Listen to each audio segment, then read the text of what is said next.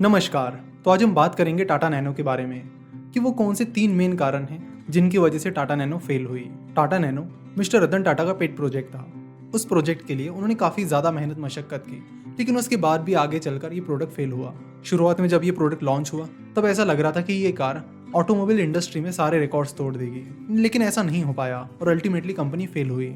Generally Tata nano के failure के पीछे का जो एक रीज़न है वो लगभग सभी को पता है, वो है रॉन्ग मार्केटिंग स्ट्रेटेजी।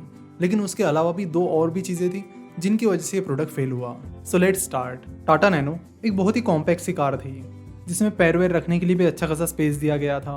गाड़ी की जो फ्यूल इफिशियंसी थी वो भी बहुत अच्छी थी। तो इन सारे फीचर्स के साथ टाटा मोटर्स ने कहा कि हम टाटा नैनो लॉन्च कर रहे हैं जो आपको मिलेगी सिर्फ 1 लाख रुपए में। तो इस तरह टाटा नैनो का मकसद था कि जो लोअर मिडिल क्लास सेगमेंट है उसे टारगेट किया जाए और उन्हें एक 4 व्हीलर प्रोवाइड की जाए जो कि उन्हें सिर्फ 1 लाख रुपए में मिलेगी और जो कि वो वॉल्यूम में बेच पाएंगे। 1 लाख रुपए में कार, और वो भी टाटा मोटर्स की तरफ से। ये सोचकर लोग काफ़ी एक्साइटेड हो गए और लोग तुरंत उसकी प्री बुकिंग करने लगे।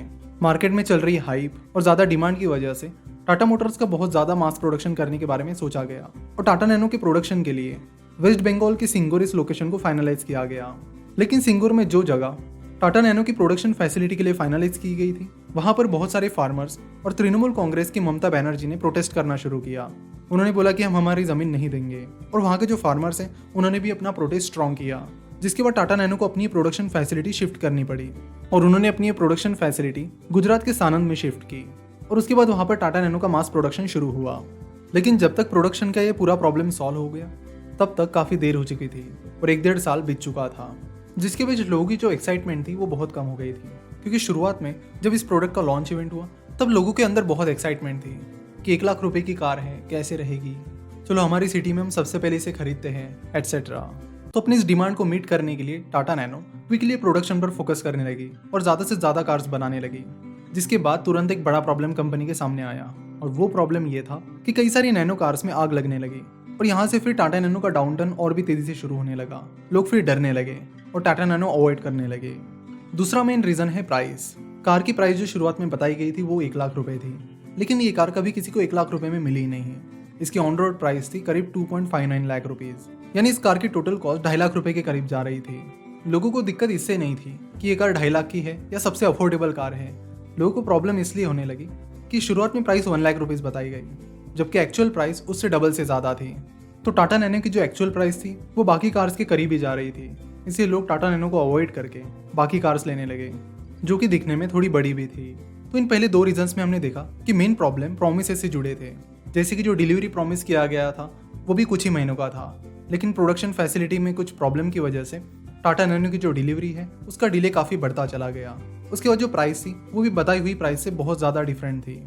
एक्चुअली टाटा मोटर्स के पास कर्नाटका के धारवाड़ में करीब 1200 एकड़ जमीन थी, लेकिन टाटा नैनो की बढ़ती हुई डिमांड को देखकर उन्होंने सिंगूर लोकेशन फाइनलाइज किया, लेकिन बाद में वहाँ पर काफ़ी ज़्यादा प्रॉब्लम्स आ गए। उसके बाद तीसरे मेन रीज़न की बात करते हैं जो है wrong marketing strategy.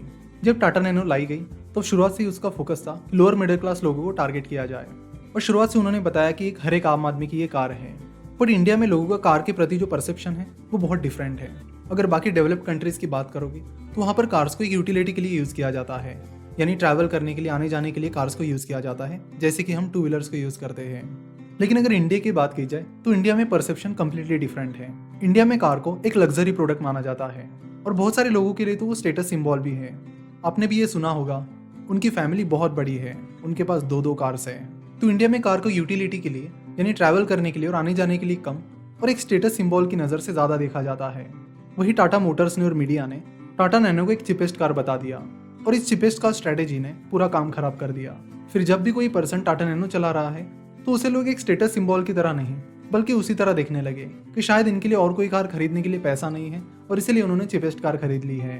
Indian market एक कम्प्लीटली डिफरेंट मार्केट है और इसलिए यहाँ पर जो मार्केटिंग स्ट्रेटेजी टाटा नैनो को चाहिए थी वो एक स्टेटस सिंबल की तरह होनी चाहिए थी, ना कि चिपेस्ट कार की तरह। और चिपेस्ट कार की इमेज बनने की वजह से जो लोग नैनो को चला रहे थे उनमें ये फीलिंग ही नहीं आ रही थी कि वो कार एक लग्जरी है, और इसलिए उसे चलाते वक्त लोग कार चलाने का जो प्राइड है उसे भी फील नहीं कर पा रहे थे। उसके बाद जब मिस्टर साइरस मिस्त्री टाटा सन्स के चेयरमैन बने तो उन्होंने टाटा नैनो को रीइंट्रोड्यूस किया और बताया कि टाटा नैनो एक स्मार्ट सिटी कार है। लेकिन तब तक टाटा नैनो की जो इमेज थी वो बन चुकी थी और जो डैमेज टाटा नैनो की इमेज को होना था वो भी हो चुका था। और क्योंकि टाटा नैनो मिस्टर रतन टाटा का मेन प्रोजेक्ट था, इसके लिए उन्होंने उसके रिवाइवल के लिए बहुत ज़्यादा एफर्ट्स डाले, लेकिन कोई भी एफर्ट काम नहीं आया।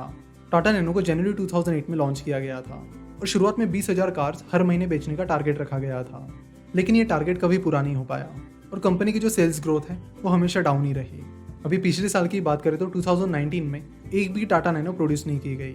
तो जो कार शुरुआत में बहुत ज़्यादा अट्रैक्टिव लग रही थी, जिसकी शुरुआत में बहुत ज़्यादा डिमांड भी थी, वो आगे चलकर प्रोडक्शन और डिलीवरी के डिले की वजह से 1 लाख रुपए का जो प्राइसिंग पॉइंट था उससे एक्चुअल प्राइस अलग होने की वजह से और जो चिपेस्ट कार की मार्केटिंग स्ट्रेटेजी रही, इन मेन कारणों की वजह से फेल हो गई। कल ही हमारे चैनल के 9 लाख सब्सक्राइबर्स पूरे हुए हैं, तो आपके सपोर्ट के लिए आपका बहुत बहुत धन्यवाद।